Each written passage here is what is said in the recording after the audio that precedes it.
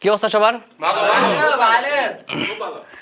Life অগুছালো, স্বপ্নগুলো এখনো গুছিয়ে রেখেছি, সবকিছু এলোমেলো, তবুও হাল ছাড়িনি, কারণ আমাকে শক্ত হতে শিখিয়েছে ব্যাচেলার লাইফ। তো আমাদের ব্যাচেলার লাইফে মানে ভালো আছি মানে কি, এখনো মরি নাই। তো আমাদের লাইফে এত টুইস্ট যে মনে করেন যে সিরিয়ালের রাইটাররা যদি জানতে পারে তা আমাদের লাইফের কাছে ইন্টার্নশিপ করতে আসবে। তোমার করেন যে লাইফের সাথে আমার সম্পর্ক এমন, মনে করেন যে আমি খুব সিরিয়াস, মানে খুব সিরিয়াস হয়ে গেছি, লাইফ আমার সাথে কমেডি করে। তো ব্যাচেলার লাইফ আমরা শক্ত বানাইতে বানাইতে এখন আমি আমার নিজের ফিলিংস খুঁজে পাই না। তো আমার বন্ধু, আমার বন্ধু রুমমেট এনামুল, ও বললো যে তুই শক্ত হ।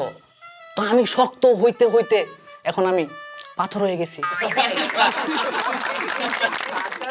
তো আমার এক বড় ভাই রিজু ভাই বলছে যে তুই সিলেট চলে যা, উদাও হয়ে যাবি।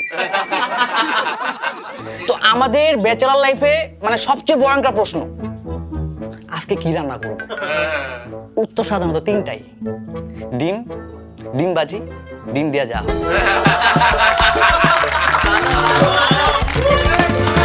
ডিম খাইতে খাইতে এখন এমন অবস্থা হয়েছে, এখন নিজের মানুষ না, মুরগি মনে হয়।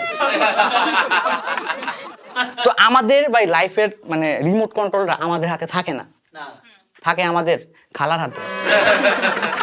খালার হাতে আরেকটা ট্যালেন্ট থাকে, একটা পেঁয়াজ দিয়ে কিভাবে 3 দিন তরকারি রান্না করতে হয়।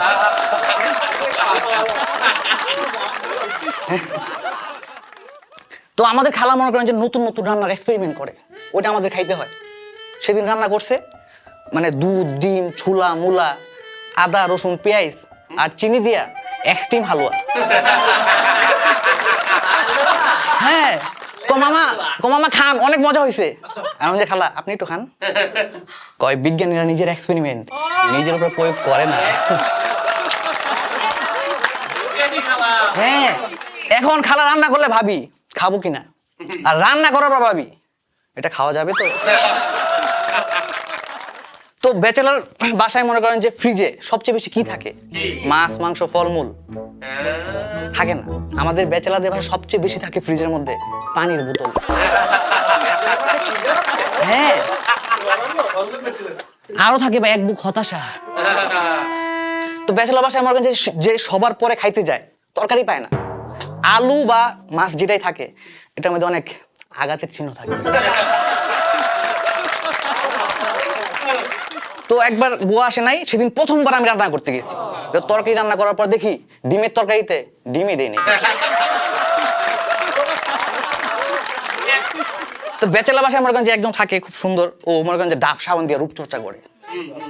ওই বাসায় আরেকজন থাকে, ওই ডাব সাবান দিয়া লুঙ্গি ধুয়ে ফেলে।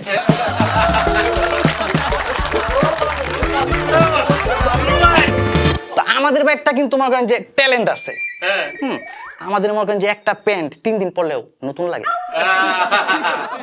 এই একই কাপড় ঘরের কাপড় থেকে পামোসার কাপড় হয়ে যায়, আমরা কেউ টের পাই না।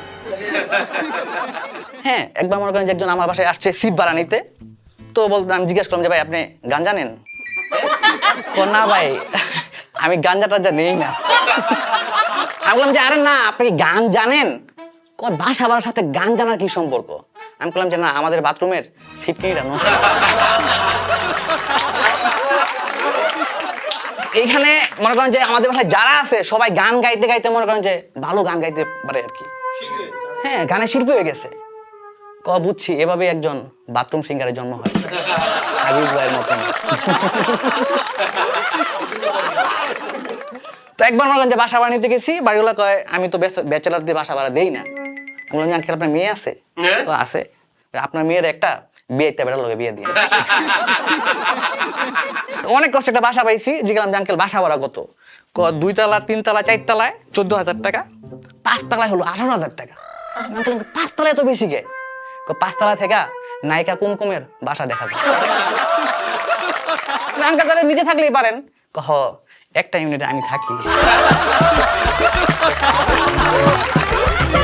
তো ভাই বিকাল হয়ে গেছে, জায়গা বিলকিসের আবার ছাদে আসার সময় হয়ে গেছে। সবাই দোয়া করবেন, আজকে মনে কিছু একটা হওয়ার চান্স।